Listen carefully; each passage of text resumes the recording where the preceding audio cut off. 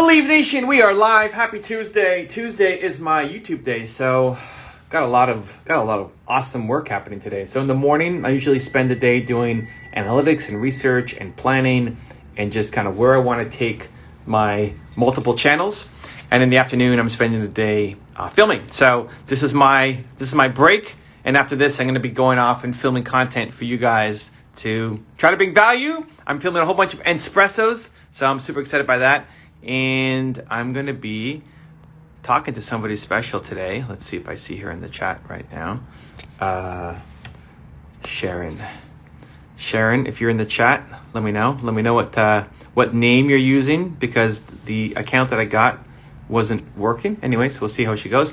Welcome, everybody. Julio in the house. Mr. Duke Lover. Aha, this is Sharon. Okay, there it is. MWA. There we go. Let's bring her in. MWA. There we go. Washington, D.C. Perfect. Here we go. This is going to be an exciting one. Hello. Hi, There she is. Hi. Hello. How are you? How are you? I am great. I am trying to survive the California Indian summer and also all of the air quality issues we have going on because of the unfortunate fires, but otherwise doing fabulous. How about yourself? Did you get hit with the rolling blackouts? Not yet. Hopefully not. But it's been quite a Labor Day weekend. So it's just kind of rolling with the punches. I hope you're doing well. Are you in NYC in New York? I'm in Toronto. I'm Toronto. Canadian. Oh, gotcha. Okay. Yeah. No crazy fires here, thankfully. Well, I'm hoping you're having a great Tuesday, and I'm hoping you also had a great Labor Day weekend. We did, Yes. And I'm excited. We're going to talk with Sharon Chung here in the house. So Sharon is part of the Miss World America pageant, and she is representing District of Columbia. Correct. The nation's capital. Got it. I love it. And so I was training the group on getting ready for their pageant, because a big part of it is what they call beauty with a purpose, which everybody's got to have a purpose who's competing to try to make the world a better place somehow. And then I gave away 10 different coaching sessions as well with some of the contestants. So we're here to help Sharon along. So what do you got? How can I help? Hello.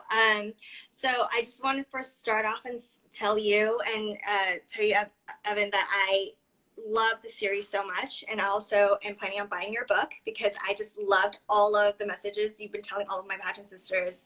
It was great to hear from all the trainings before me. My beauty with a purpose is to support sexual assault survivors. As a survivor myself, this topic is near and dear to my heart. I am going to be supporting the No More Foundation to carry on the movement, the Me Too movement from 2017 and onwards, because we do know that without champions, without leaders, this movement can die. And this is a very prevalent topic that I think deserves a voice on the national level and also on an international level, because I want to say no more. I want to say no more to 1 in 6 men. I want to say no more to 1 in 3 women. I want to say no more to 1 in 2 LGBTQ identifying individuals for sexual violence and domestic violence. And there's no place for violence, and we all deserve to live in a world free from abuse. So this is something that is near and dear to my heart. I really want to be able to carry this purpose and be able to support survivors and be able to kind of educate people to be a little bit more aware, a little bit safer, and that is my beauty with purpose. So I want to let you know right off the bat what my platform is, and my burning question is how to present. You talk a lot about vulnerability, being able to transform your pain into something inspirational. How do I do this without having people throw a pity party? Because I am someone that has been through this journey of healing, has been through this journey of, trying to reclaim my life after some sort of this hardship for 7 years. And I don't want to ever walk into a room being labeled a victim. I think that is not conducive. I don't want people to perpetuate the rape culture and to say, hey, oh, this is another broken woman that decided that, to reclaim her worth. I am valued. I am valuable inherently. So my question for you is, how do you embrace vulnerability without really becoming the victim of the situation? Victim is an interesting choice of word. Maybe we'll come back to that. But the pity party part is the answer is for you not to feel self-pity. Yes. To be able to share your story. Like how you just presented it was a great start. I see someone who's passionate, who's caring, who wants to say no more, right? Like we're feeding off your energy. That's a fantastic start. Why it matters so much to you is because you've went through it. And so knowing your story and what happened makes me feel connected, that it's not just something that's nice to talk about, something that you care kind of about, but like this actually means something because I went through this myself. But you won't get the pity party as long as you don't feel like you need the pity.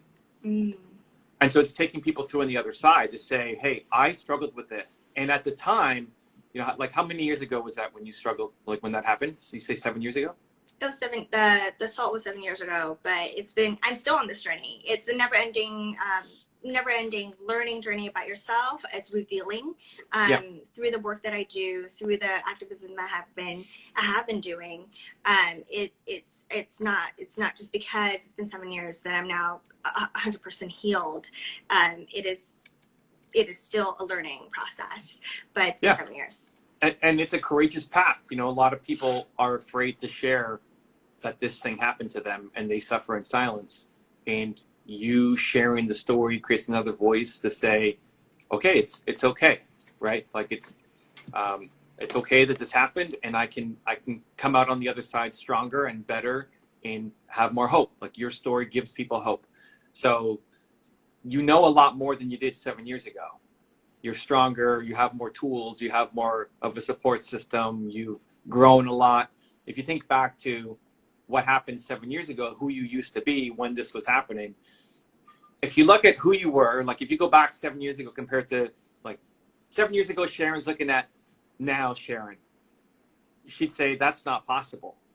Like how low you felt to compare to what you're doing now, even though you're still on your journey. It's like, that's not possible to get to that point, to be competing, to be a voice, to be helping all these people's lives. That's not possible. And so that, like sharing your story allows for hope for people who are currently going through that thing. So as long as you don't feel that you need a pity party, then people won't give it to you. Like it's showing that you came out, that you're growing, that you're climbing, you're still trying to serve. And even within, maybe there's still some things that you suffer with now. Maybe you still get some nightmares every now and then. Maybe you still question yourself when you get into a relationship with somebody. Maybe there's still some insecurities that continue to show up, right? You're still learning and getting better. You're way ahead of where you used to be, but there's still, it's like it's an ongoing thing that never fully goes away. And so even leaning in on that, but it's not asking for pity. It's asking for like, help me spread this message more. Like help give me a bigger microphone to then go and help save the lives of more people. So as long as you don't feel like you need self-pity, people won't feel like they need to give it to you. So I wouldn't worry about that. Okay. The victim part is interesting. So you don't feel like you were a victim? So after having trained as a crisis counselor for hotlines and survivors and their families, we actually rebrand that. Instead of saying victim, we say survivor. We've survived through something. And because victim in and of itself is a very passive, and also it has negative connotations to it. It belittles the value. It also, in a way, it makes it seem like the woman or the man in question or lost agency. And the whole point through my training as a crisis counselor and also through the work in activism is to never, ever have the survivor feel like she or he does not have agency to reclaim his own or her life. Like, she survived. She had the courage, as you said, to step into her truth. Like, yes, that thing happened, but she's not a victim to that cause. She's now survived that, and she or he can now go on to do better things. So in terms of victim, that word in and of itself, I have a huge problem with it. And we also talk a lot about self-victimizing. You know, a lot of people dwell on what has happened, and a lot of survivor support is also letting them know that we validate the pain, we validate your hardship, we validate this difficulty. It is not right, it is not just. There is a space for justice, but also a space for you for growth, which is to rebrand, to reclaim your life, to do whatever it is that you were set on earth to do. And so being able to step into that and not self-victimize and let that kind of rule your life is also one of the reasons why I have a problem with that word, and also why I don't want to be seen as a victim. Being in this pageant, the biggest motivation, like you said, is to show other survivors that it's possible to be beautiful. It is possible to be comfortable in your own skin, to feel like sometimes you're paranoid about all your surroundings, but still be the woman that you really truly want to be and want to be seen as. And there's nothing that's broken, nothing that's lost, just because of something horrible that has happened, something unfortunate that has happened. And so in terms of victimization, is rebranding that into, you still have the agency. So that's just kind of how I'm approaching it. But then again, I also know that it, in the space, especially with, someone just called me, something as, serious as sexual assault and in domestic violence, there, in legal terms, we do put it in as a victim, a perpetrator vocabulary, but there's definitely space for people to grow, not in those spaces. So kind of trying to differentiate that, there definitely is a kind of a victimship or victimhood a part of this whole process, but wanting to empower those that have been through this a little bit more and be like, you're not a victim. You can still have the agency to carry through. I'm not sure if that makes sense. No, it does. It does. And it's great that it's also kind of rooted in the training that you've gone through and the organizations that you've been working with. Yeah. If I were you, I'd probably just pull that out of your intro, because it warrants a bigger discussion. And in my head, as you're talking about victim, I don't see that necessarily as, okay, well, I have to continue to suffer. Like, that happened to you, in legal terms, you were a victim, yes, he was a perpetrator, absolutely. And that doesn't mean that you're broken or less than or anything else. Like, you can come out on the other side and be amazing. And so the judges aren't as deep into the training on this as you are in the nuances of the language. And so the survivor versus victim conversation might come up, and maybe you're passionate around changing the language, which is great, right? I don't want people to continue to see themselves as victims, but it's a little confusing in how you first presented it. Okay. So I would just use the word survivor in your opening. Okay. When you're doing your video, when you're doing your head-to-head, that's the word that you like. So I'm a survivor, people are survivors, and we're going to build and get better. And just not use the word victim. And if it comes up, your passion, that can be a back and forth conversation, which I think you've got the answers for. And it's educating. Like, I learned something today about the difference there, which is great. I think it's just people already have a sense of what victim means, and it is still the legal definition. And so you don't want people to be stuck on that word, especially in your intro, versus the actual, cause and potential solution. So I think the fact that, you gave some great stats, 1 in 3 and 1 in 6. And that's what a lot of people have been missing. A lot of your pageant sisters have been missing, that have been kind of coaching them through. Like, how big is this thing? I think even leading with that. So you mentioned it later on in your pitch, like right at the beginning, my beauty with a purpose is X. 1 in 3 women was in America. In America, yes. in America struggle with this are survivors. 1 in 3 women are survivors of sexual assault. 1 in 6 men are survivors of sexual assault. And then what does that mean? Like, what's the ramifications of it? Because they were a survivor, right, of sexual assault, what does that lead to for their mental state, for their life, or like, what ends up happening afterwards? Just a quick, couple of, I don't know if you already know the data on that, or you might have to do a little bit more research to kind of figure that out, because you have your story, and that's great, and your story is going to carry the day. But to make it feel important, you want to put your cause top of mind for the judges. Like, why should I care about your cause instead of somebody else's cause? You know, her cause, and then Sharon's cause. Why? It's got to feel really important. So if you haven't been through, so I've never been through sexual assault. You know, at least as much as I remember, right? Like, I've never had that. So I don't know. I can empathize to how painful that must be, but I've never encountered it. So I don't know what that means in terms of, well, okay, that happened 7 years ago. Like, what then happens to your life afterwards? And not you sharing, but like America. So for the 1 in 3 women that this happens to, what does that do for their self-confidence, depression levels, ability to get a job, you know, suicide levels, whatever it is? Just give me more high-level data for when this happens, then the following happens. Like, holy cow, this is a big deal.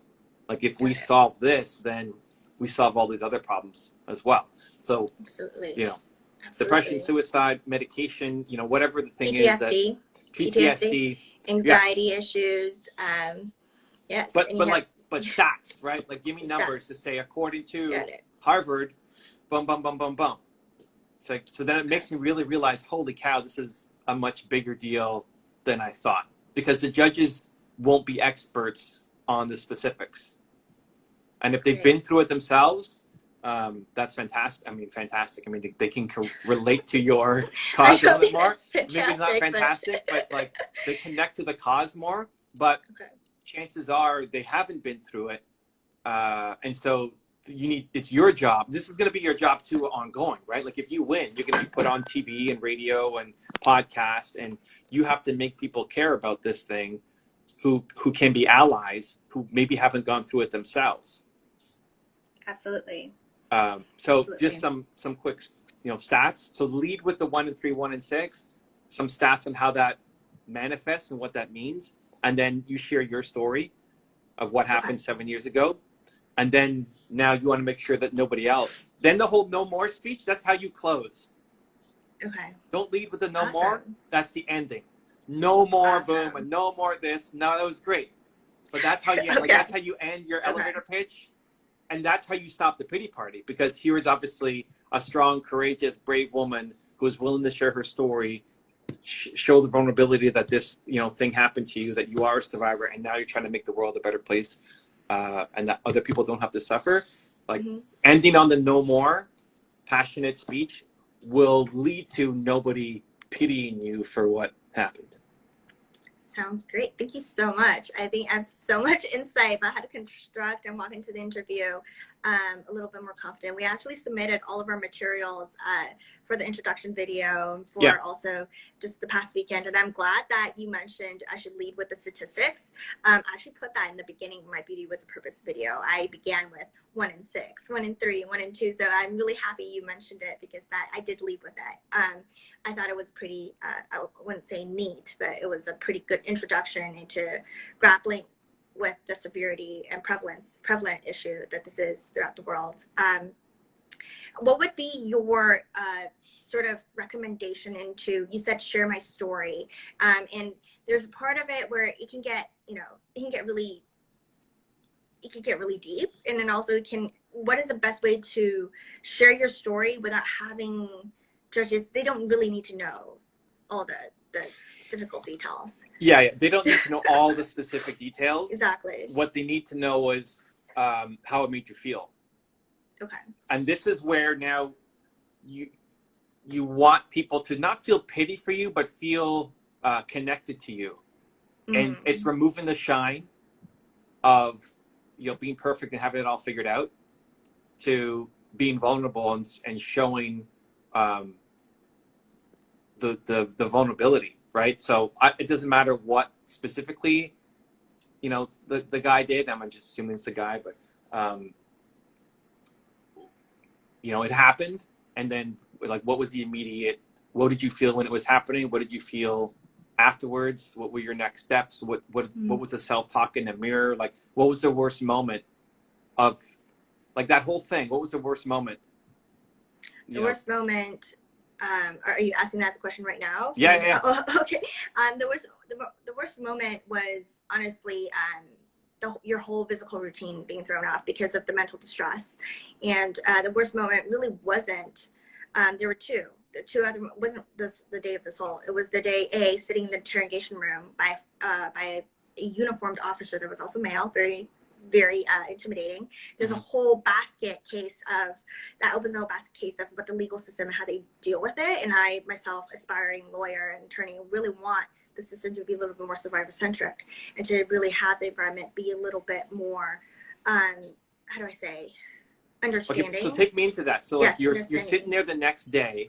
The next day you go and you report this to the police. Yes, absolutely. And you're sitting in this interrogation room. And you're being interrogated. You're being interrogated as if you were the person of the crime. You are, you know, asking, what were you wearing? You know, why did you go to the place? Why did you go to the house? Like, as if all of that really matters. And it's also re-triggering. Like, you understand that this officer was not trained in this field, because he's asking all these questions that could re-traumatize, put the survivor back into that place, and you dissociate. I remember feeling sleepy in that room, not being able to coherently represent myself.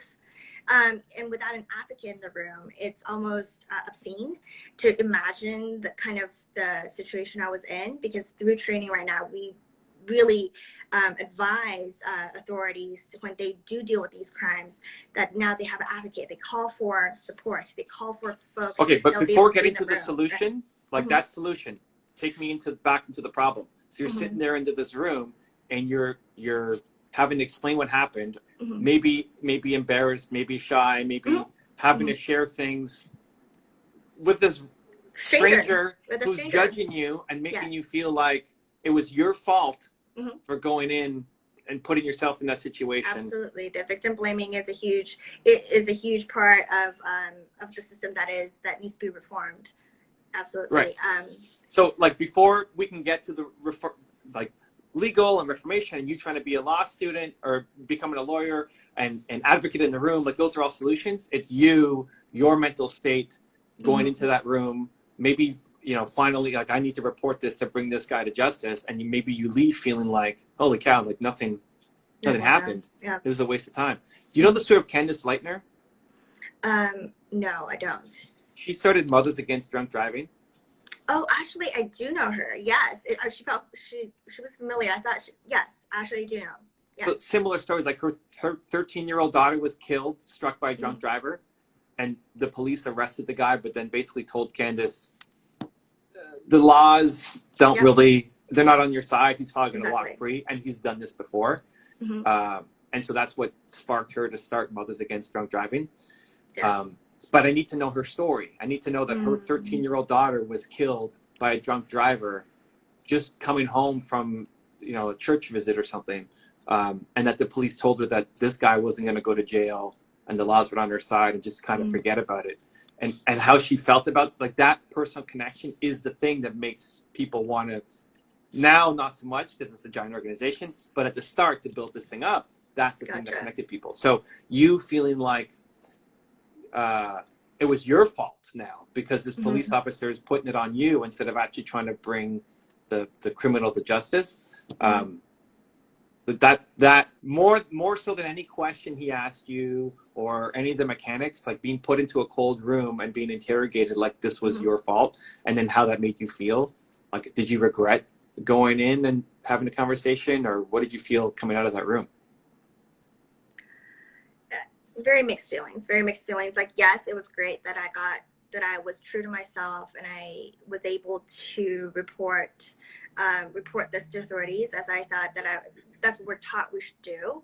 but absolutely at the back end of it, I'm realizing that the law really wasn't on my side, and there really is such a behemoth of laws and bureaucratic processes that is the reason why people don't report much, because they don't. A, it's the shame. B, it's the ineffectiveness of after reporting. Then what? There really is nothing to really kind of grab for you to really tangibly hold that you did something. That this is validating that something happened. Yeah. So.